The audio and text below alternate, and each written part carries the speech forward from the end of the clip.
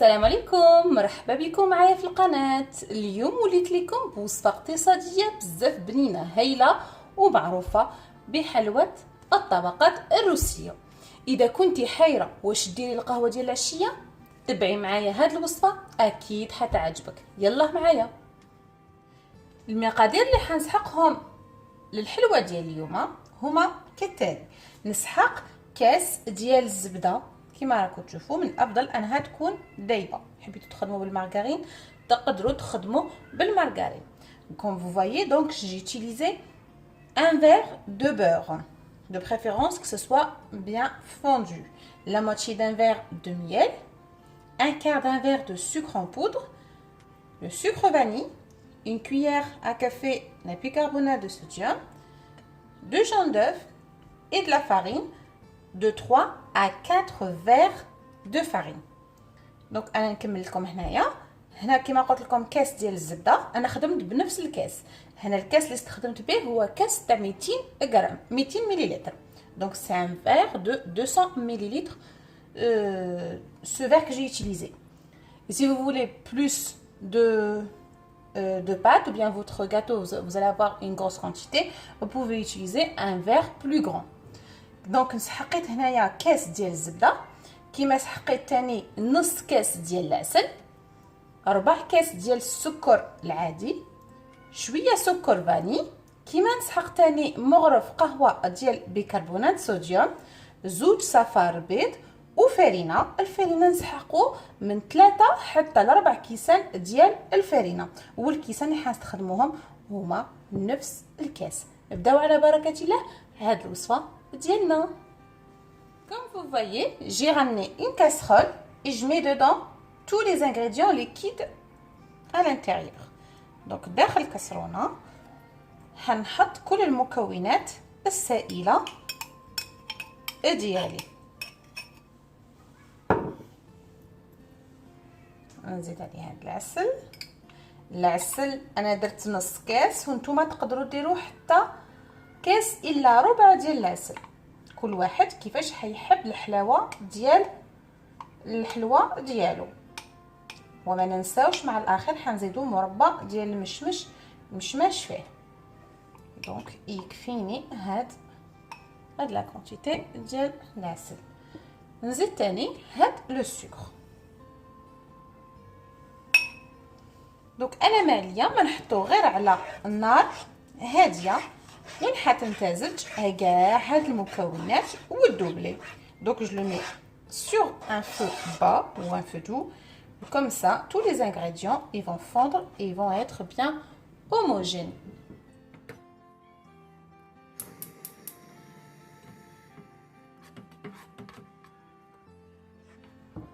كما راكم تشوفوا comme vous voyez, il est bien mélangé et tous les ingrédients sont bien fondus. Maintenant, je rajoute la bicarbonate de sodium. De préférence, de la rajouter dans cette étape-là, comme ça, elle va faire son effet. من الأفضل زيدوا البيكربونات في هاد المرحلة هكذا باش تتفاعل لكم والحلوة ديالكم تنجح لكم وتجيكم بزاف هشيشه. كيما راكم تشوفوا شي تتفاعل.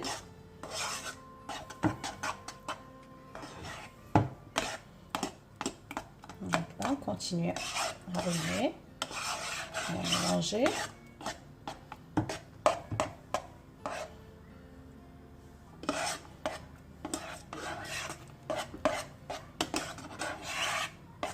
Et puis j'éteins et je l'enlève sur le feu.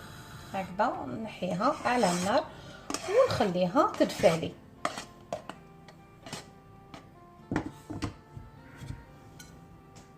هكذا نجيبو وعاء ونحطو لداخل هذاك الخليط ديالنا ونخلوه يبرد. راكم تشوفوا القوام ديالو.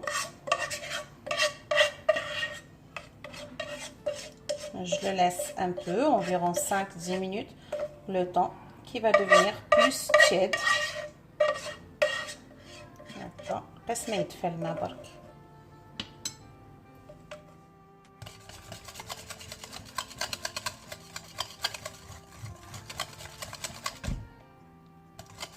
هكذا ونخلطوها شويه باش تبرد لنا بالخف. دونك je vais essayer de la mélanger comme ça elle va refroidir plus vite.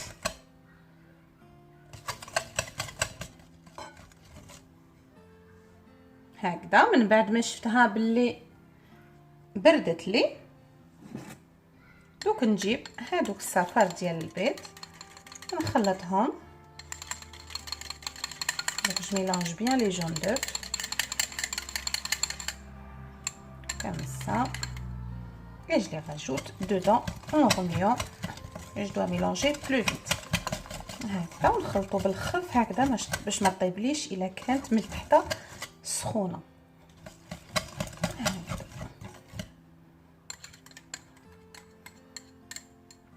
نقول لكم باللي حلوه ما تندموش عليها، هايله خفيفه تذوب في الفم. هادو من الحلويات اللي كبرنا عليهم. هكذا نزيد هذاك لو سكر فاني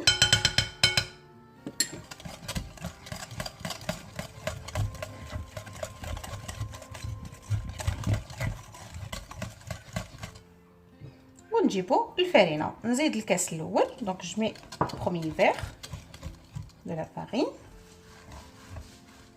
نزيد الكاس الثاني دونك le deuxième verre de la farine pardon. والان نزيد الكاس الثالث سمحوا لي هكذا دونك سي لو troisième verre de farine. كما راك تشوفي من بعد ما زدت هذاك الكاس الثالث هاي لك القوام ديالها. دوك نجيب الكاس الرابع ونزيد غير بالعقل.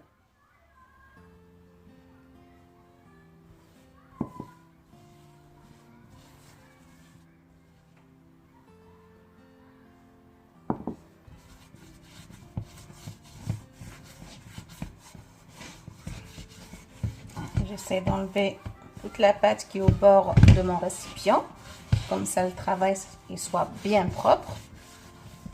هكذا نحي كاع واش كاين على طرف الاناء ديالك هكذا في الاخير الخدمه ديالك تكون نقيه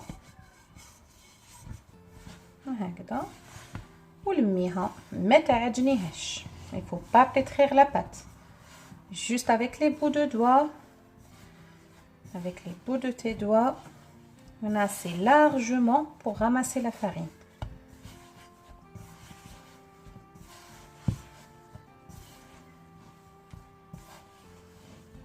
هكذا راكم تشوفوا بلي عجنتها. نزيد غير شويه باسكو مازال تلصق لي شويه في يديا. هو لازم تخرج لكم شويه طريه على تاع لي صابلي هكذا بصح لكن ما تلصق لكمش في اليد هكذا.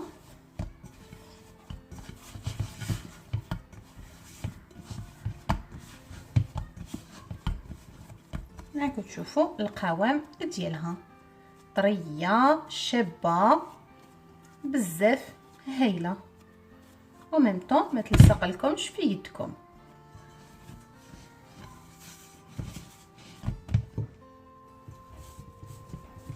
هكذا نجيب العجينه ديالي كيما راكم تشوفوا نحي كلشي على جهه وكيما راكم تشوفوا دوكا هاي العجينه ديالنا il faut la partager en 4 parts. لازم نقطعوها على 4 اجزاء متساويه هكذا وهكذا. دوك انا ما ندير غير باش نديرهم هكذا دي بول. نعاود نرجعهم داخل الاناء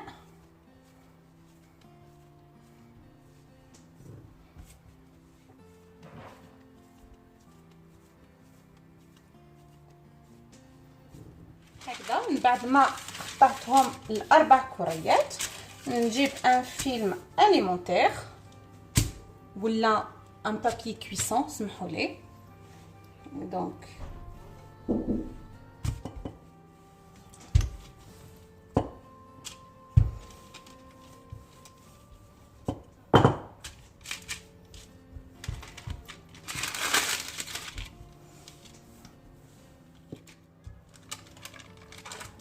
هكذا. حاولت نديرهم 20 على 30 سنتيمتر على حساب لو مول ديالي اللي حنستعملو من بعد، هكذا باش يجيني.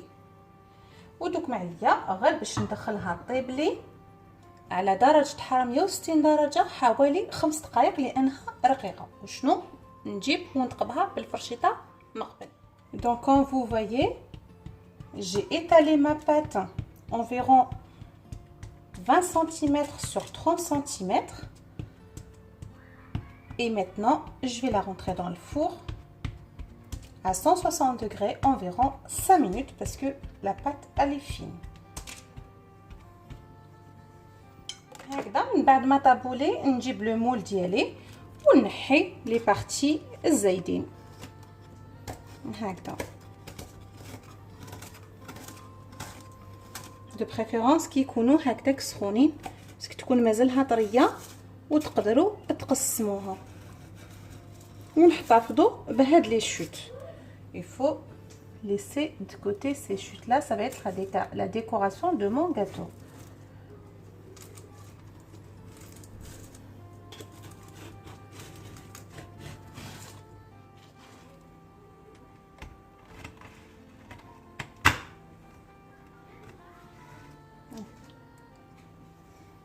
هكذا. ودوكا نجيب لا كونفيتور وندير لها. هو في كل شيء حتسحقوا اون بواط ديال لا كونفيتور اونتيير هكذا.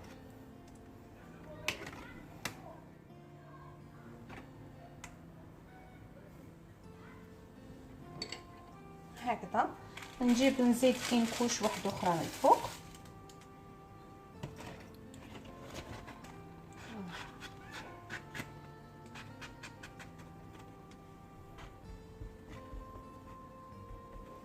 هكذا ونزيد لا كونفيتور.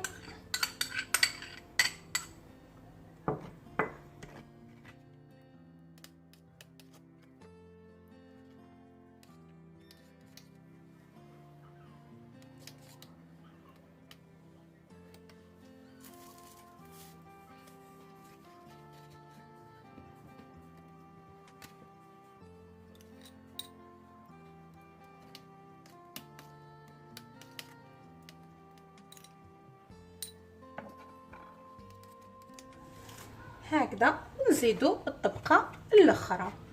فريمون لا بات بزاف هشيشه وهايله هكذا. دوك انا نزيد لها الطبقه ديال لا كونفيتور الاخرى. من بعد هادوما نزيد نرحيهم ونزينها من الفوق بهم هكذا. ونزيد راجوت la confiture à la fin. Si vous n'aimez pas la confiture, vous pouvez mettre un mélange du miel avec le beurre, c'est trop bon aussi. Donc اللي ما يحبش المربى ولا المعجون يقدر يخلط شويه عسل مع شويه زبده والذوق ديالها بزاف هايل. سينو الوصفه اللي دائما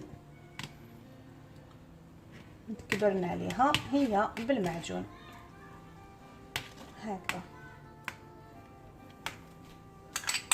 غير هكذا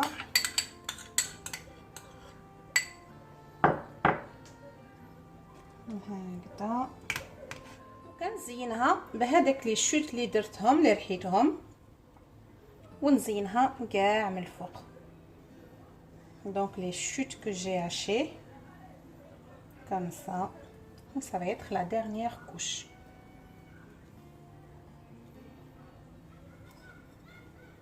دوك انا معليا غير باش نزينها نخليها على جي حوالي ساعتين على الاقل باش ترطب لي ونقدر نقسمها. سينو حبيتو تقدروا تبيتوها ليله كامله تقدروا تبيتوها ليله كامله. Donc moi je vais la décorer comme ça avec ces chutes là et puis je la laisse au moins 2 heures pour les couper en pièces. Et si vous voulez, vous pouvez la laisser une nuit complète avant de la couper.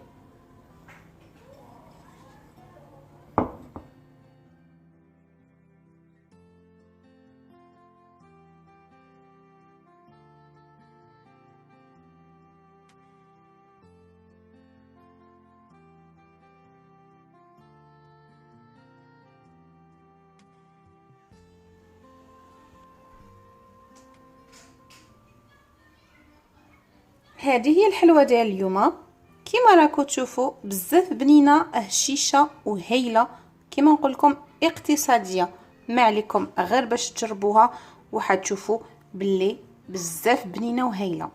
رجعوا لي بالاخبار في لي كومونتير. بقاو على خير ومع وصفه جديده ان شاء الله.